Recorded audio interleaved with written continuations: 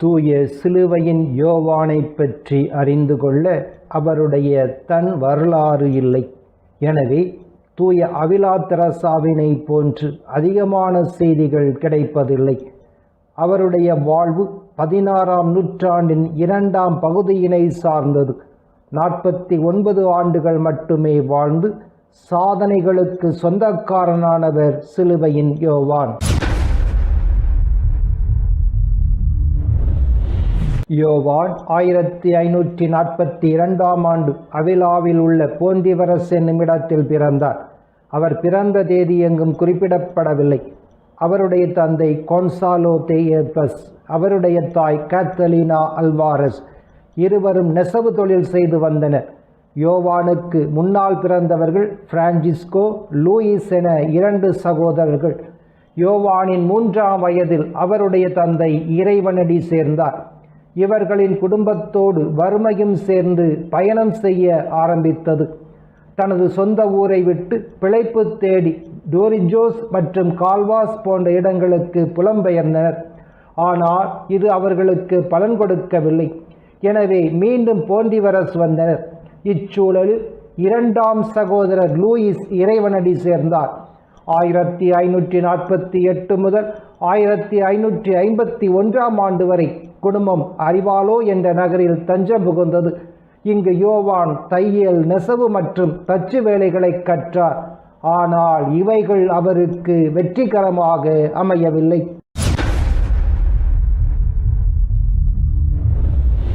ஆபத்தான பொருளாதார நெருக்கடியிலிருந்து விடுபட யோவான் 1551ஆம் ஆண்டு தன் குடும்பத்தினரோடு மெதினாதெல் காம்போவிற்கு சென்றார். இங்கு கைவினை பொருட்கள் தயாரிப்பினை கற்றுக்கொண்டார். மதலேனால் கன்னியர் இல்லத்தில் திருப்பலிக்கு உதவி செய்பவராகவும் இருந்தார். அமல உற்பவி மருத்துவமனையில் பணியாளராகவும் செயல்பட்டார். 1559ஆம் ஆண்டு இயேசு சபையினரின் கல்லூரியில் மனிதநேய படிப்பினையும் மெய்யியலையும் கற்றார். இவைகள் யோவானின் வாழ்வில் திருப்பு முனையாக அமைந்தது. துறவற இல்லங்களோடு தொடர்பில் இருந்தார். இயல்பிலேயே அவருக்கு இருந்த ஆன்மீக தாகத்திற்கு இந்த துறவற தொடர்பு பதில் தருவது போல் யோவான் உணர்ந்தார். துறவற இல்லத்தில் இணைவதற்கு விருப்பம் கொண்டார்.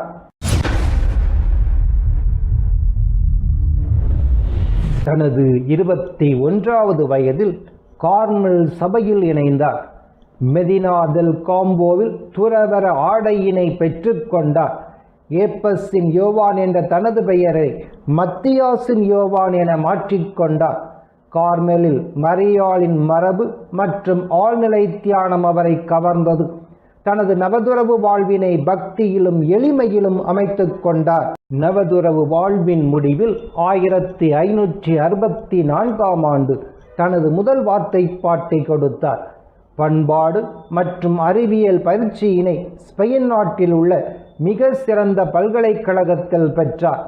1564ஆம் ஆண்டு முதல் 1565ஆம் ஆண்டுகளில் செலமாங்கா பல்கலைக்கழகத்தில் கலைக்கல்வியினை கற்றார். 2 வருடங்கள் தொடர்ந்து மெய்யியல் கற்றார். 1567ஆம் ஆண்டு குருத்துவ திருப்பலிவு பெற்றார். மெதினாவில் தனது முதல் நன்றி திருப்பலியினை நிறைவேற்றினார். இங்கு முதல் முறையாக சகோதரி இயேசுவின் தெரசாவை சந்தித்தார். இயேசுவின் தெரசா ஆண்களின் சபையினை புதுப்பிக்கும் எண்ணத்துடன் இருந்தார். ஆகஸ்ட் மாதம் 24ஆம் நாள் 1562ஆம் ஆண்டு தெரசா அவர்களால் அவிலாவில் தூய வளனார் கார்மல் இல்லம் முதல் பாதுகை அணியா சகோதரிகள் இல்லமாக உருவாக்கப்பட்டது. இந்த இல்லத்தில் 4 சகோதரிகள் இருந்தனர். புதிய துறவற ஆடை தெரசாவால் வடிவமைக்கப்பட்டது. ஆண்களின் சபையினையும் புதுப்பிக்கும் ஆவல் கொண்டார் தெரசா.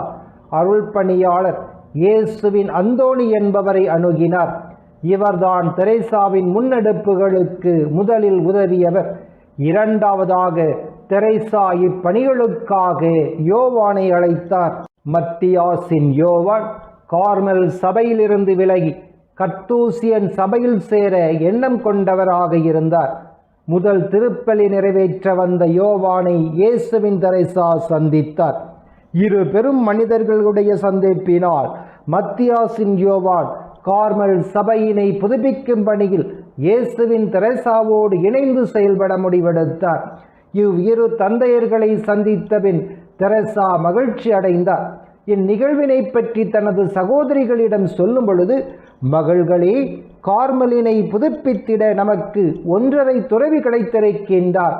நான் மிகவும் திருப்தி அடைகின்றேன் என்றார். யோவான் குள்ளமாக இருந்ததால் அவரை அரை மனிதன் என நகைச்சுவையாக சொன்னார் என சிலர் விமர்சிக்கின்றனர். வேறு சிலரோ அந்தோனியா முழுமையான ஈடுபாட்டினை காட்டவில்லை, எனவே அவரை அரை துறவி என்றும், முழுமையான ஈடுபாட்டினை காட்டும் யோவானை முழு துறவி என்றும் சொன்னார் என்றும் கூறுகின்றனர். 1567 முதல் 1568 ஆகிய ஆண்டுகளில் யோவான் சலமாங்கா பல்கலைக்கழகத்தில் தொடர்ந்து படித்தார். பின்பு மெதினா திரும்பினார்.